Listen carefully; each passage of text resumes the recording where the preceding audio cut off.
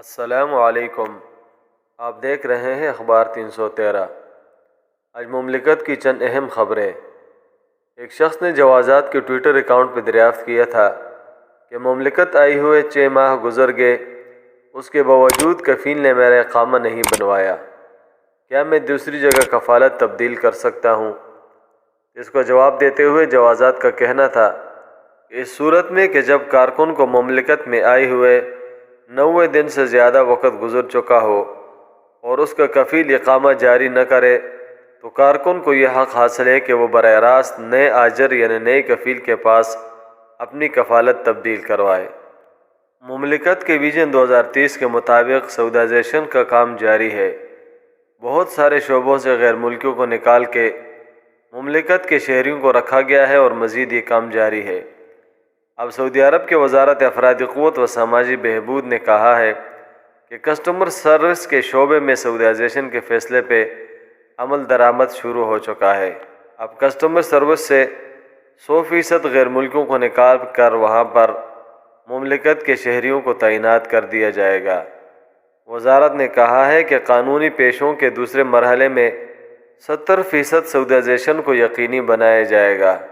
اس چیز کو مد نظر رکھتے ہوئے اگر دیکھا جائے تو تمام کے تمام پرائیویٹ سیکٹر سے غیر ملکیوں کو نکال کے وہاں پر سعودائزیشن کا کام مکمل کیا جا رہا ہے۔ ریاض سے سر شرم سے جھکانے والی خبر ہے کہ ریاض کے پولیس نے منشیات کے سمگلر گرفتار کیے ہیں کہ جن میں ایک پاکستانی بھی ہے۔ مملکت کے محکمہ انسداد منشیات نے ریاض ریجن میں پاکستانی شہری کو گرفتار کر کے 5 کلو گرام نشاور مادہ برآمد کیا ہے۔ ملزم کو قانونی کارروائی کے بعد پبلک پراسیکیوشن کے تحویل میں دے دیا ہے۔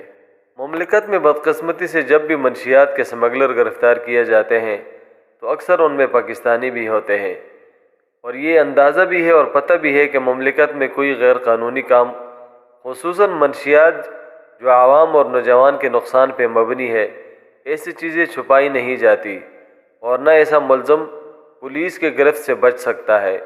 تو اس کے باوجود اس قسم کے کام کرنا کہ جو ملک و ملت کے لیے باعث شرمندگی ہو اور اپنے اہل خانہ کے لیے بھی باعث مصیبت ہو، تو اس سے بچنے میں ہی خیر ہے۔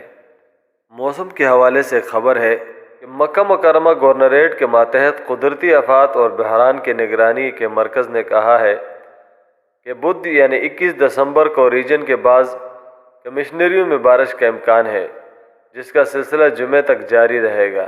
یعنی مکہ مکرمہ شہر اور جدہ میں بھی بارش متوقع ہے، اس لیے بلدیہ نے تمام شہریوں اور غیر ملکی مقیم کو احتیاط برتنے کی تدبیر دی ہے اور کہا ہے کہ برساتی نالوں سے دور رہیں اور ایسی نشیبی اور نچلے علاقوں پہ نہ جائیں جہاں پر بارش کا پانی جمع ہونے کا خدشہ ہو۔ آپ کے قیمتی وقت کا انتہائی شکریہ۔ اللہ حافظ۔ نیچے سبسکرائب کے بٹن پہ کلک کریں، بیل کے آئیکن پہ کلک کیجئے تاکہ ہر نئی ویڈیو کی نوٹیفیکیشن آپ کو مل جائے۔